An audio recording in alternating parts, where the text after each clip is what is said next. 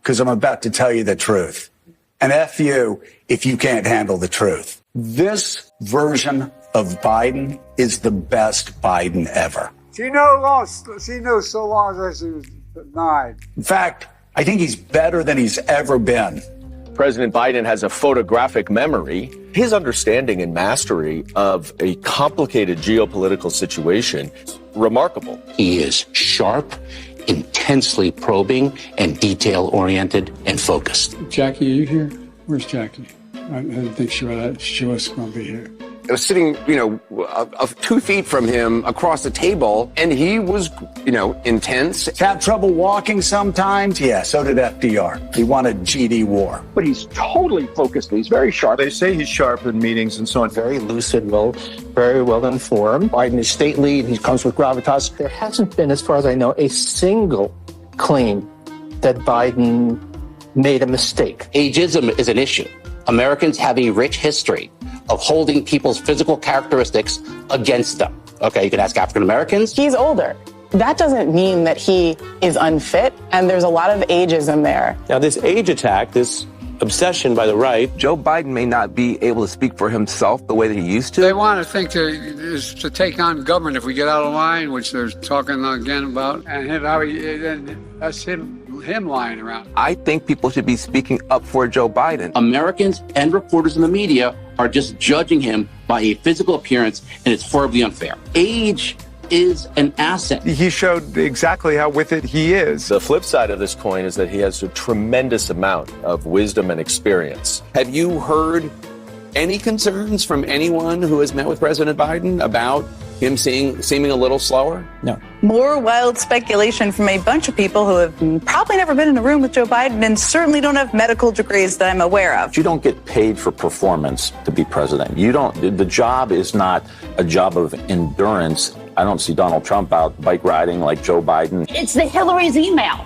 All they have is that he's old. He can clear a dementia bar, and that's probably a win. The media are not fair, and they're getting less and less fair, and things are frightening. You have Wall Street Journal running a horribly sourced piece saying that Biden is unfit. Dubious Wall Street Journal report about the president's acuity. Shoddy story by the Wall Street Journal questioning Biden's mental fitness. Wall Street Journal story had a lot of flaws, as you said. But Sinclair, they didn't do any original reporting. They didn't follow up. They didn't do any work. The hero of the day is Hersh Goldberg Poland, and still, he is not here with us, but he's still being held by Hamas. But a huge part of the Mueller report talks about Russian disinformation tactics. And one of the themes this election cycle is that Joe Biden is too old to lead. And so everyone is seizing upon this. And it is a classic disinformation tactic. And I think the best thing that we can do is to prepare the American. Last night. And every aide that I've spoken to, Democrats are deeply worried about what they saw from the president. Yes, Trump lied. We will get into that. But the fundamentals here last night was that President Biden did not answer the bell. So I was here last night in Atlanta, Democrats scrambling. We had Vice President Harris, not scheduled to do any interviews last night, suddenly scrambled to do them on the cable networks, including MSNBC. We had aides about 45 minutes into the debate, suddenly blasting reporters' text messages telling us for the first time that President Biden had a cold, and that was explaining why he wasn't in a race. But he had to answer some questions, and he didn't. He didn't show up last night. So now, where do we go from here? So it's a two-part question. How does the Biden campaign try to right the ship to say, look, he's our guy? Or how do Democrats make the push to him to say, no, you're not. We need to go another direction? I'll just start by saying that just without having without opinionizing about this, as a matter of fact, having covered presidential debates since 1992, having seen a fair number of bad nights for candidates on first debates, bad nights for incumbents, some bad nights for challengers. In terms of measuring the degree of alarm of a presidential candidate's party about their performance, I have never seen anything like this by an order of magnitude. Yes. Joe Biden had one thing he had to do tonight, and he didn't do it. Can he run for president in 2024? Okay. Oh my. Oh wow. All right. So last night's debate performance from Joe Biden was so terrible that every Democratic commentator Every operative, even a Democratic surrogate, even Joe Biden's favorite political morning show, questioned his ability to continue on. Have, which is abortion.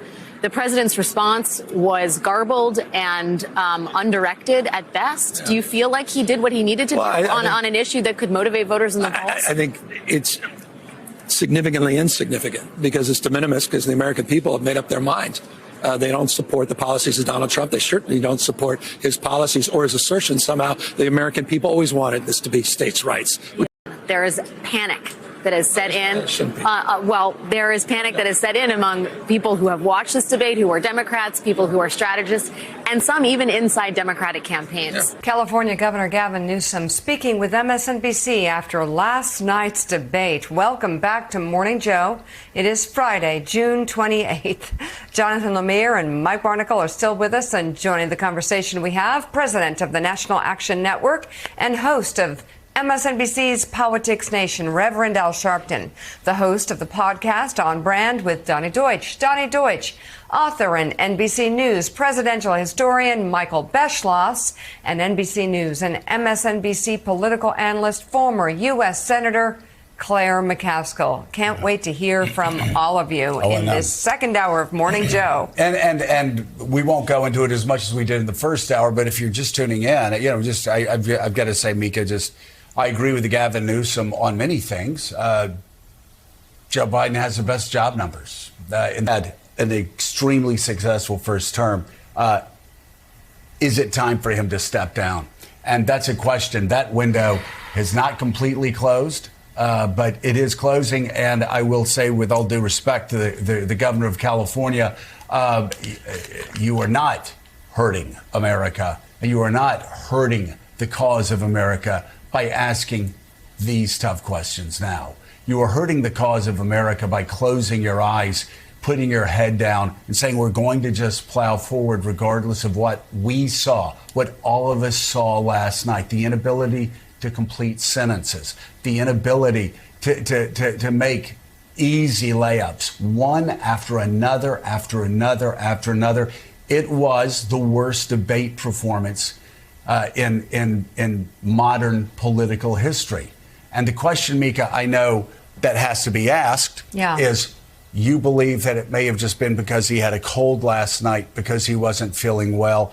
And that's why I say, let's see what happens 2, 3, 4 days from now. Let's see if that's the case. But I will tell you, there's so many opportunities that were missed last night that I don't think a cold is what caused that. And also last night, Trump lied for the whole night. So the same question could be asked from his family, why they aren't sitting him down and saying, Mika, are you fit for this office? That's not going to be asked. Do you care about the Constitution? I know that. I'm just saying for balance, that should be the question. Yeah, but it's that not is asked the of question, Donald Trump. because they you will said not. This is the question that needs to be asked of Joe Biden. I'm just saying I totally agree with you. I actually thought the moderators could have as well, but the job was on Joe Biden. And he failed at the job last night. There's no sugarcoating what happened last night. It was terrible. He was off. He couldn't rebut an endless stream of lies. He couldn't land an easy thought. It was not good. At the end of the night, way past midnight, Joe was on the phone with people calling him pretty hysterical, pretty upset. I could feel the despondence emanating from the room he was in. And yet, I kind of felt resolute. This is what I believe. I still believe in Joe Biden.